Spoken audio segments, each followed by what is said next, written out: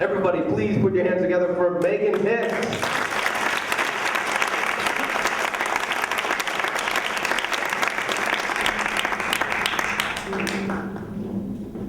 It was a Friday morning, late November 1963.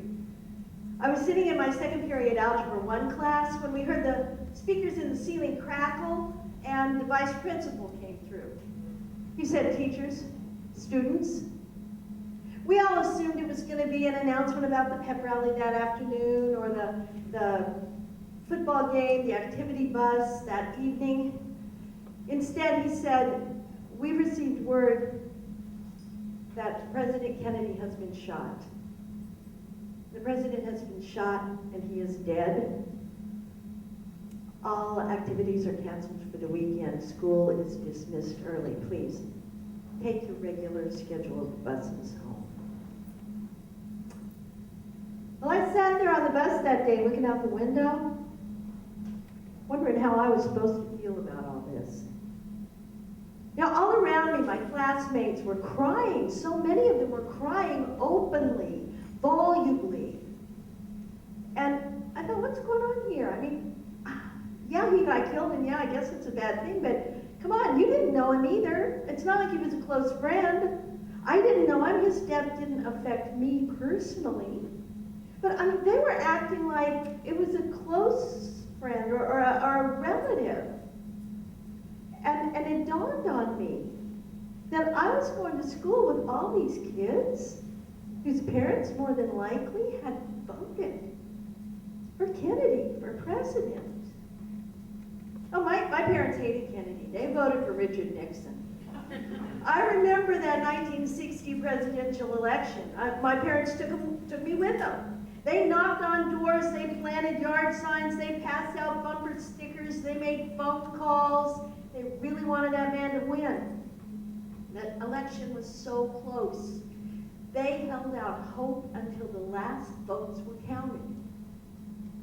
But in the end, no. It wasn't Nixon, it was the rich kid from Harvard, the papist, who talked funny, who ended up going to the White House. Now, my parents, like Richard Nixon, had grown up in humble circumstances. We were living in Orange County, California at the time. But they had both grown up in Oklahoma during the Depression. In Oklahoma, where the Jim Crow laws were strictly observed and enforced. That separate but equal approach to race relations had been working just fine as far as my parents were concerned. And then along comes this East Coast intellectual, this John Fitzgerald Kennedy, bringing the federal government in to integrate Southern buses, Southern universities, Southern affairs that were none of his business. I sat there looking out the window of the bus, and I thought, well, he got himself assassinated. I guess that's a terrible thing. But it all washed over us really quickly because, I mean, Thanksgiving was right around the corner. Christmas, and by the time that we rang in the new year, everybody was accustomed to President Lyndon Johnson. Now, my mom and dad hated Johnson, too. He was pushing full steam ahead with that Civil Rights Act that, to their way of thinking, was the end of life in the USA as we knew it. I mean, it was a weekly occurrence now. Protest marches, sit-ins, riots. We saw it all, not directly, because we lived in a good neighborhood and I went to a white school, but all you had to do was turn on the 6 o'clock news. And there was evidence. This country was going to hell in a handbasket. What do those people want? My parents railed. That Martin Luther King and all those black agitators, I mean, they're whipping them into a frenzy. Well, if King would go back where he belongs, if the agitators would go back where they belong, everybody else would remember where they belong, and we could get some peace. Somebody needs to shut that Martin Luther King up. And somebody did, in April of 1968. I Our next door neighbor could barely contain her excitement. Isn't this just what I said was going to happen to him? Huh? Am I right? Haven't I been saying he's been asking for this for years? Well, he got no better than he deserved as far as I'm concerned. Now, my mother allowed us how it was terrible that things had to come to this pass, and she said, you know, the real pity is, no, he will not be given any more speeches, but now the man's a martyr. My dad read the paper with satisfaction that night. Another troublemaker out of the way. This is what happens, Megan, he said. This is what happens when you stand up, you rock the boat, you make yourself a target. King was asking for this, and he got what he was asking for. I hope you remember that. I didn't understand what was going on. I didn't understand anything here. At the time of King's murder, 1968, I was a sophomore in college, a very sheltered sophomore, living in a home where all the answers had been predetermined long before I was born.